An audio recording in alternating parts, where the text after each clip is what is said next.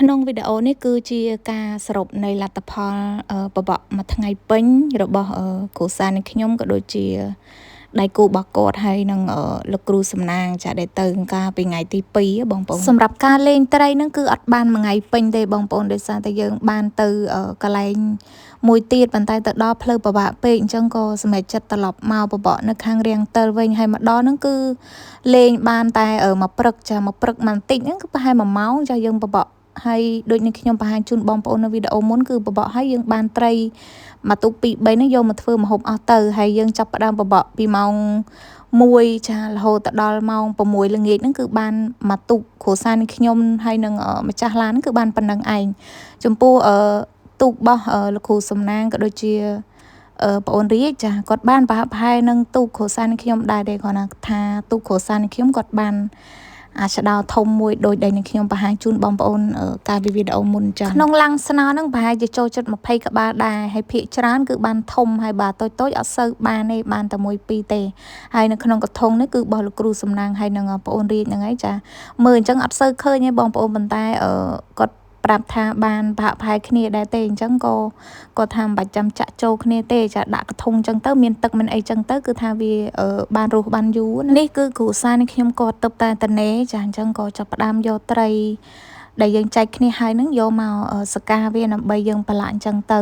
ហើយឃើញថាដាក់ខ្លះសេតកតនេះប្រហែលជាមួយថ្ងៃឯងបងប្អូនដោយសារយើងអត់មានពេលគ្រាន់តែមកដល់ហ្នឹងគឺយប់ហើយម៉ោង10ម៉ោង10ហើយអញ្ចឹងយើងខ្លះសេវាទុកចោលមកយប់ទៅហើយស្អែកចាំមួយថ្ងៃទៀតពេលល្ងាចបានមានពេលធ្វើហើយចំពោះសាច់ត្រីបងប្អូនគឺនៅឡងក្រហមនៅសាច់ល្អមែនតែនវាអត់តន់ជាស្អុយឬក៏អន់សាច់ទេតែបើយើងទុករៀងយូរជាងនឹងទៀតគឺអន់សាច់លេងឆ្ងាញ់ហើយ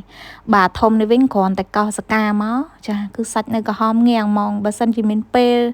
ធ្វើស៊ុបឬក៏ធ្វើជាភ្លាបងប្អូននឹងឆ្ងាញ់យ៉ាងណាប៉ុន្តែអត់មានពេលគឺថាជាប់រោងពេកអញ្ចឹងគ្រាន់តែយកមកសកាហើយយើង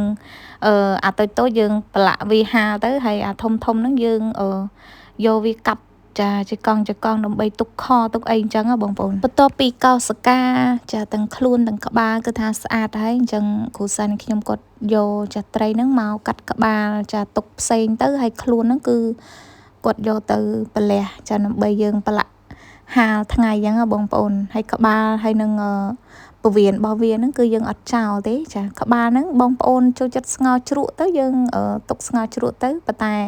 គ្រួសារនេះខ្ញុំគាត់ដាក់ខចាដាក់ខទៅគឺយើងហូបបានយូរថ្ងៃអញ្ចឹងបងប្អូនហើយគ្រឿងក្នុងហ្នឹងក៏អត់ចោលដែរយើង